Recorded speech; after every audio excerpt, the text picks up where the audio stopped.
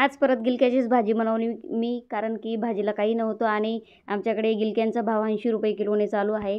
तर 1 किलो गिलके आणली होती, त्याच्यात आज मटकीची डाळ टाकून मी बनवणार आहे. टोमॅटो पण टाकणार आहे, पण आज शेंगदाणे टाकणार नाही आहे भाजीमध्ये.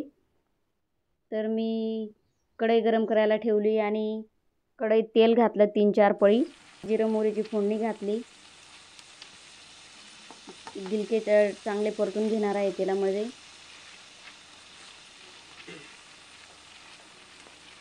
गिलके मी धुवून चिरता अख्खेच धुवून घेतले होते आणि त्याच्यात 2-3 पाण्याने धुतलेली मटकीची डाळ टाकली. डाळ मी भिजायला घातली होती. त्याच्यात लसणाची ठेचलेली चटणी घातली.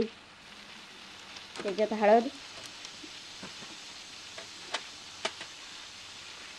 गरम मसाला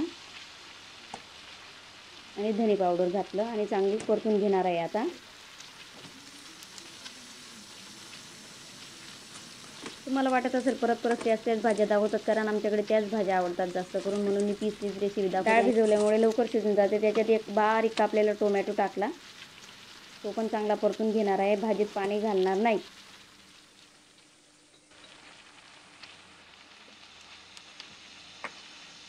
वाफेतच भाजी होऊन जाते आपली.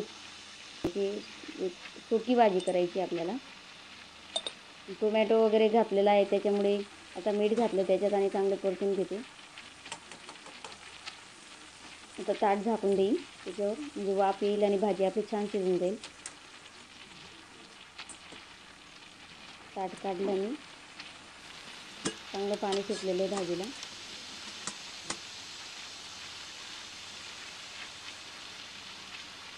कोथिंबीर घातली वरून, परत ताट झाकलं.